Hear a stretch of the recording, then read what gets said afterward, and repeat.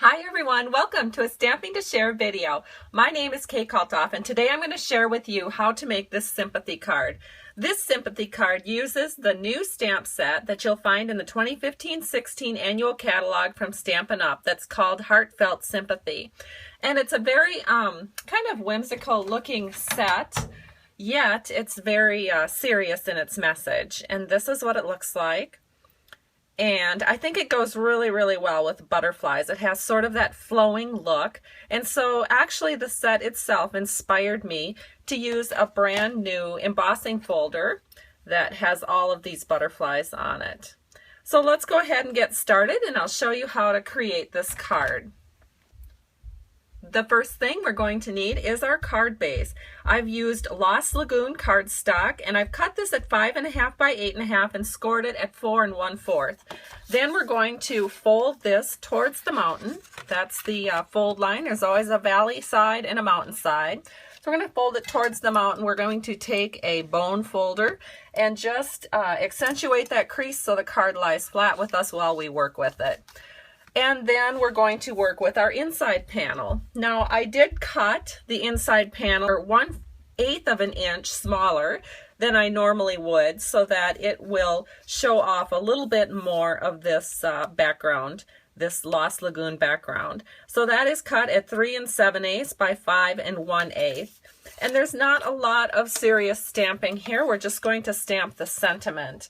And I am using my stamping mat from Stampin Up. I'm inking up the sentiment in some Night of Navy ink, and then we're just going to stamp that right here. And the reason I am using the Stampin' Mat is whenever you're using photopolymer stamps, you'll find that you'll get a little bit better of an image. So now we're going to take some snail. We're just going to run a little bit along the top, and then we'll set this into our inside panel. And you can see how we have just a little bit more room along the outside to show off that paper. And now for the outside of our card, we are going to have a piece, again, the same size because I want to make this 1/8 of an inch smaller than normal. I've cut it at 3 7/8 by 5 1/8, again, to give a little bit more of this lovely blue color. And it's coordinating with this color, which is a new in color from Stampin' Up called Mint Macaron.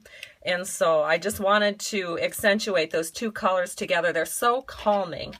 So then what I did is I ran this through the Big Shot machine with a brand new embossing folder called Fluttering.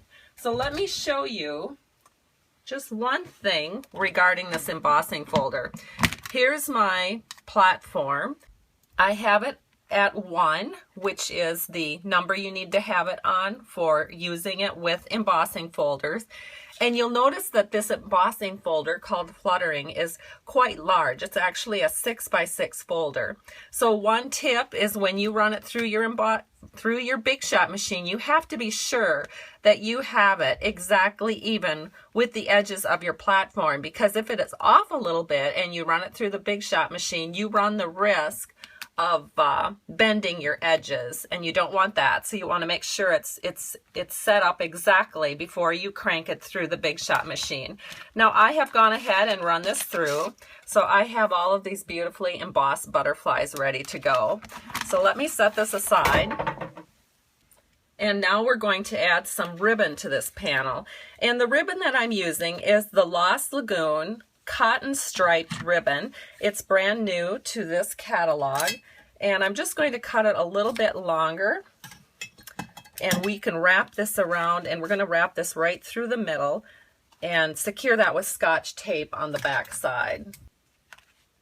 All right, I've secured it with Scotch tape, and you can see that I've taped both of these ends here, and then on the other side this is our front. And so now we can go ahead and just put this right down onto our card front panel. I'm going to use a little bit of multi-purpose liquid glue to do that.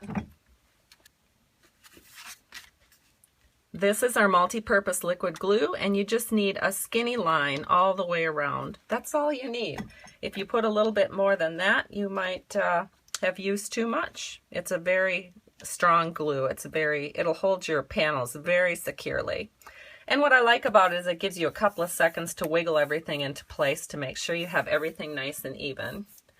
All right, so now we can set this aside and we'll work on our image panel. Our image panel is a 3.5-inch square. That's what I started with. And we're going to do a little stamping on that. So I have some soft sky, and I'm inking up a stamp from Work of Art. This is the Work of Art stamp set, and I'm using this kind of rainbow-like swoosh up here in the upper left corner. And like I said, we're inking it up in soft sky. I thought the Lost Lagoon was a little bit too dark, and the soft sky seemed just right.